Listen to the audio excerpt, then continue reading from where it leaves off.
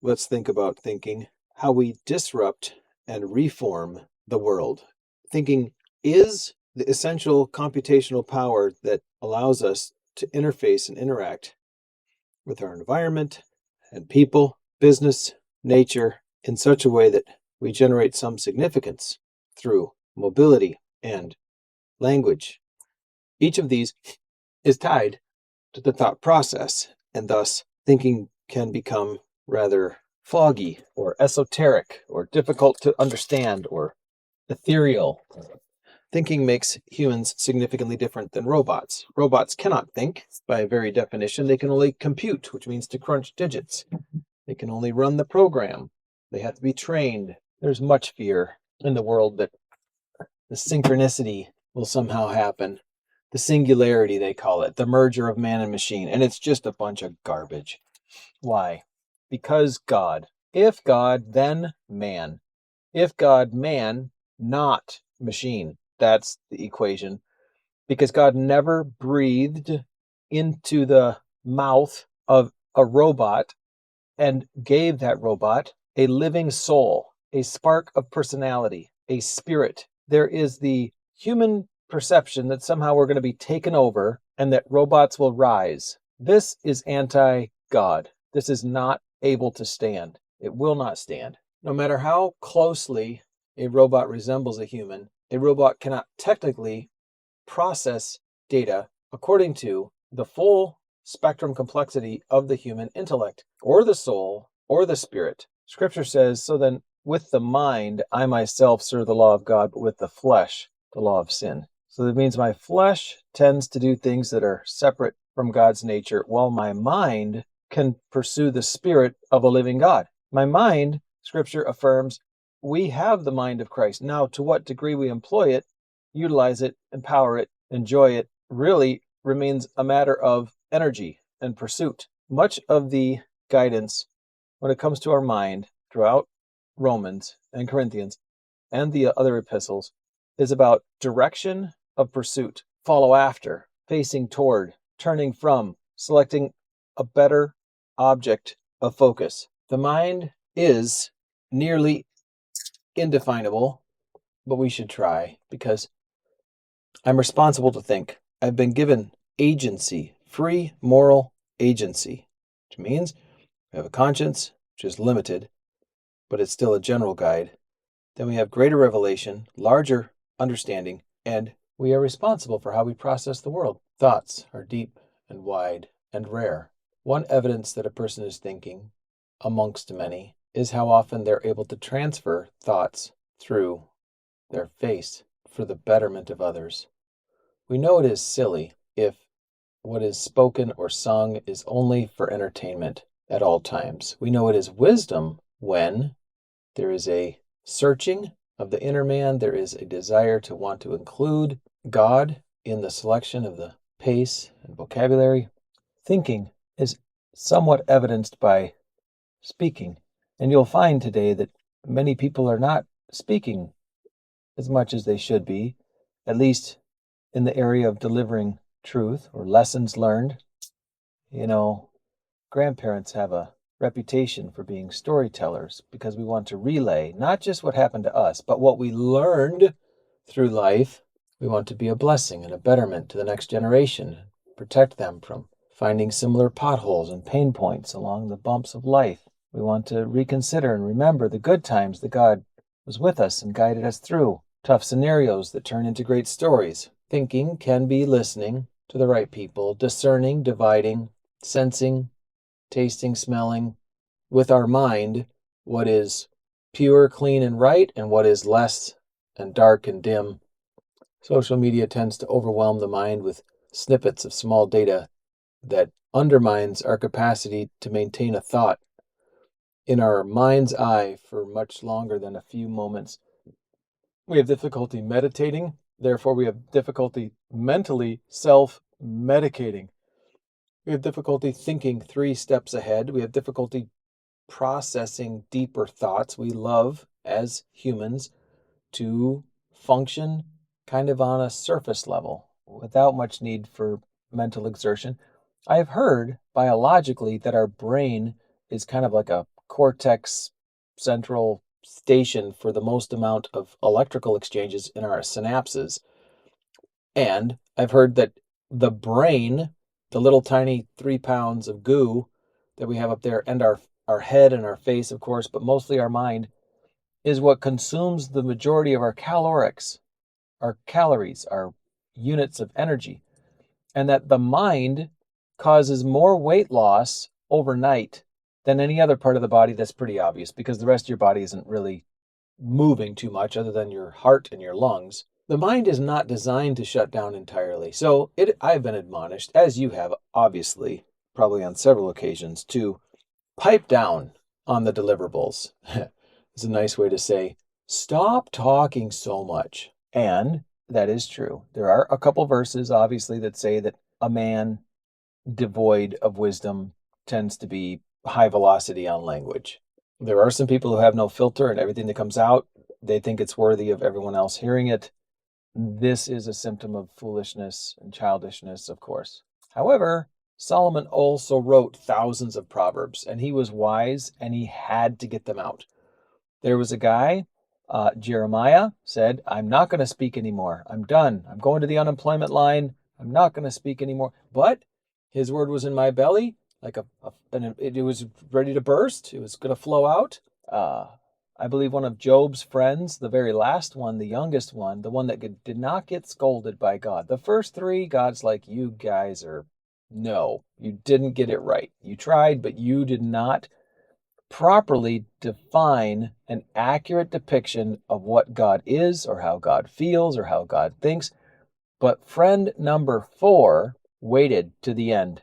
And I believe he's the fellow that says, my mouth and my inner being is like a swelled up bag of skin. I am like an expanded capacity drinking vessel, and I'm going to burst if I don't tell you the truth. I listened to these 3 older fellas because I thought I should, and I stayed here the longest because I thought I'd be patient, and I listened to your answer, Job, and I think everybody here needs a little fine tuning. And then when he speaks last, apart from Job, which God affirms meant much of what Job says about God, but this last fella, he had something worthy of saying.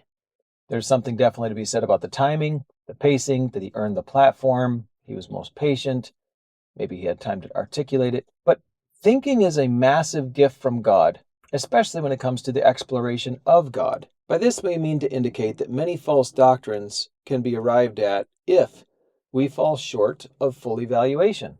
The Bible is an exceedingly thick book. God is an exceedingly dense topic of exploration himself, his many facets. God has revealed his excellent, complete, unexplainable nature in how that he just gave us so many trees.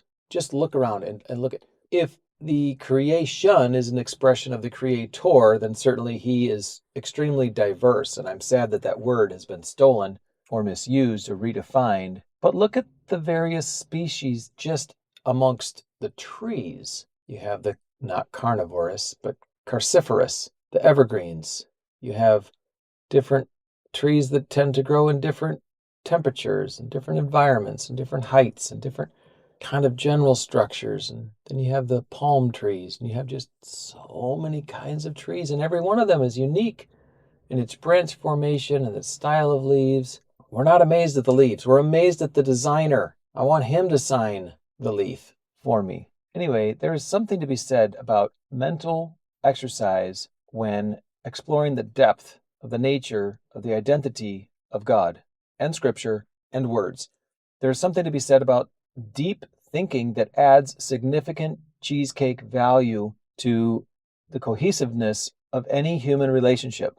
Hashtag every conversation matters. Word pacing, the heart motive behind the word, the empathy and concern in the tone of deliverableness, the void of no distraction in the background, anticipating response, striving diligently to ensure proper reception by the audience or the individual. Vast is the chasm of lack when it comes to proper thinking techniques. Rare is the person who reads. We snip, we watch, we scroll, we get bored, and we don't get our mind And in Scripture, it's really unique that the mind and the heart perform a similar function. They're almost interchangeable, that out of the heart proceed certain evil things, which does not mean the seat of our emotion. It means the capacity for comprehension and processing. So the heart and the mind are nearly connected. They're cohesively, nearly indistinguishable and interchangeable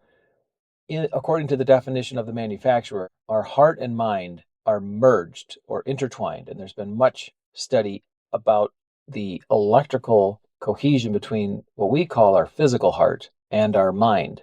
But the actual resonance of dwelling of our soul might not be merely physical. It probably is metaphysical.